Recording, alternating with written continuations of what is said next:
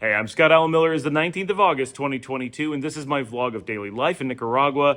It is Friday, and it has been a very busy week, and today is no exception. I worked all day, and I work really hard to have my calendar free. Like, yes, I'm getting in today. Yes, I've got all this free time. I'm going to be able to do all these things, and no, there's never time. Ended up getting stuck on the phone with someone who needs something, and often my calls that I don't plan for are 2 to 3 hours at a shot. It is so stressful. The whole time I'm on the phone, every time going, man, I had all these things I was trying to do during this window and I had nothing on my calendar. How can something so consistently come up every day? I feel like I've been saying this for years. Somehow my calendar always gets filled. If I have a free moment, someone needs me. So my day that I was expecting to be wrapped up around 3 o'clock, and I even block off my calendar so I can leave. No way did I have any chance to leave early.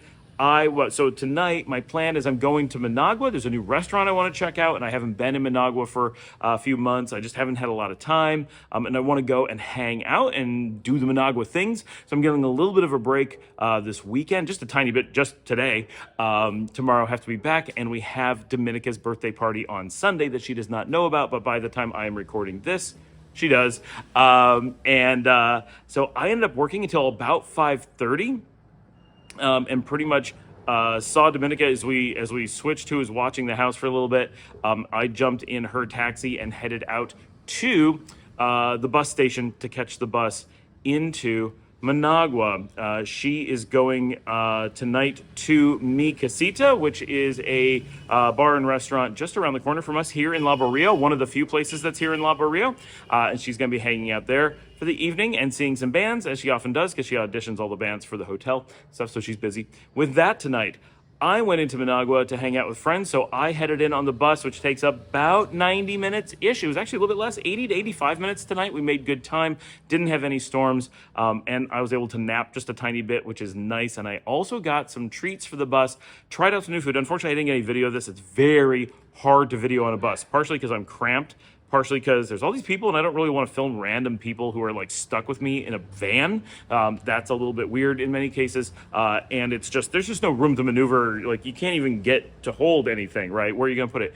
But I checked out pan de queso, which is a sweet dry bread it's just a little bit sweet with some cheese, but it's basically a bread. So it's like cheese baked into the bread with a little bit of sugar. It's really tasty. I kind of think of it as like elven bread you would eat when you're on an adventure with hobbits or something, but with a little bit of sweetness and cheese, which is not exactly what lembic bread is supposed to be, but it gives you that feeling. So you can imagine having it in a backpack, heading off on an adventure. I also got pasteles de leche, which is not anything like tres leches.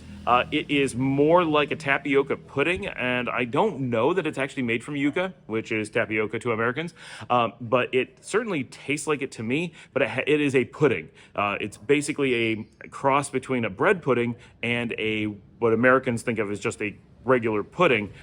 If you put those together so that it's solid but with a pudding top, but it's a pudding base, but one's a thick pudding, a light pudding, but they're pretty tasty. They're a little bit hard to eat on the bus because they are half liquid, but the pan de queso is more dry and crumbly, so it gets crumbs everywhere, but at least you can just brush them off.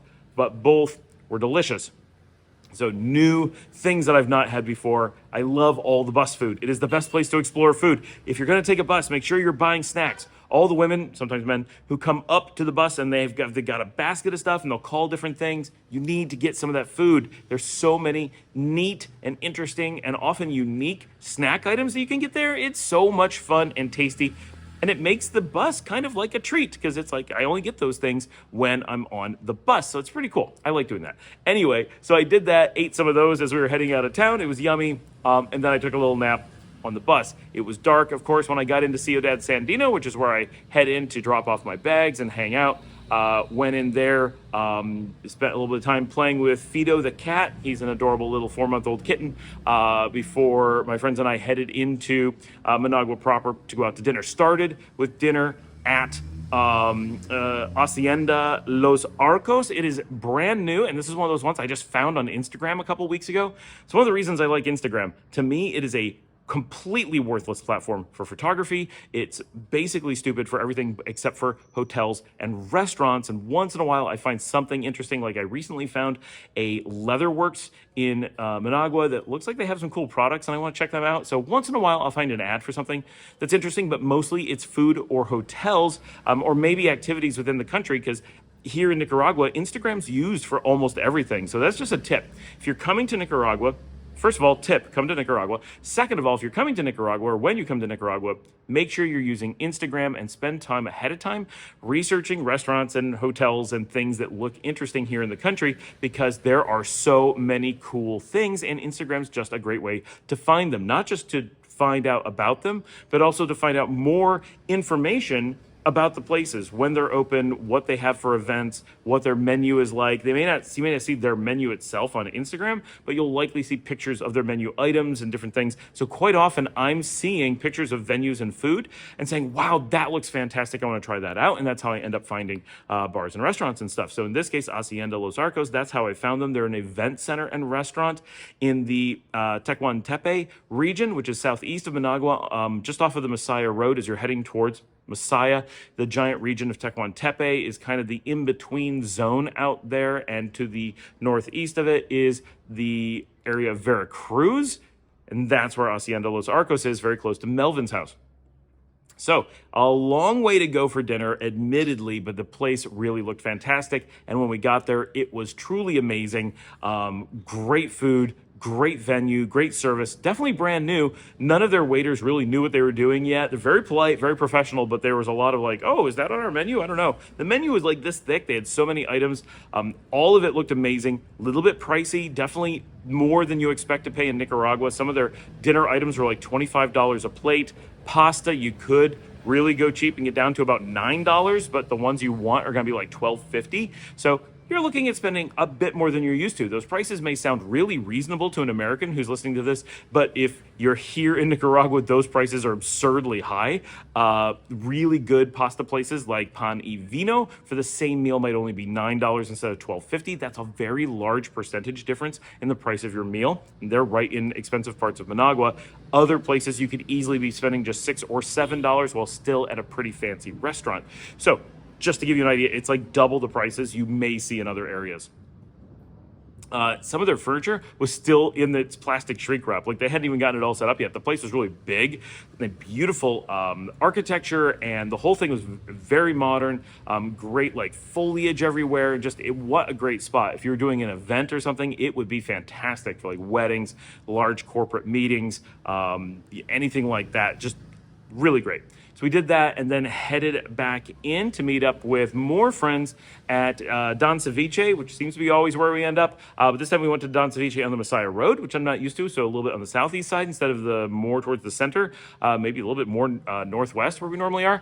And hung out there for a little while, met some new people that were with them, had a few drinks.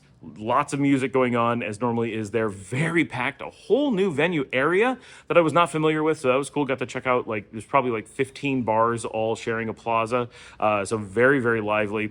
And from there, went into Los Robles to go to the Zona Rosa, where we went to Gara and went dancing as we normally do, and ended up hanging out there late. I had not wanted to go dancing tonight. I was trying to avoid it because of my broken foot, but everyone is like, oh, come on, you gotta go. We can't skip it. And I'm like, ugh. So I ended up going. I didn't dance anywhere near as much as I normally do, but I did dance enough that my foot was really sore by the end of the night. Mostly at this point, it is not caused by the break. It is soft tissue damage from the break. All of this, I'm just hypothesizing, right? Maybe it is the bones out of place, the problem. My toes are still not where they're supposed to go. They probably never will be. I don't expect them to go back. They're not terribly out of place. That doesn't seem to be too much of a problem, but I certainly have soft tissue issues, and it's easy for my foot to get worn out. When I'm walking, it's not too bad. I can do 20,000 steps, mostly okay. But when I'm dancing, there's a lot of different pressures on it, and I haven't been dancing, so a lot of the muscles are a little bit not used to it now, and so it wasn't the best. But at least I didn't get stabbed with a bottle or anything, so that was good.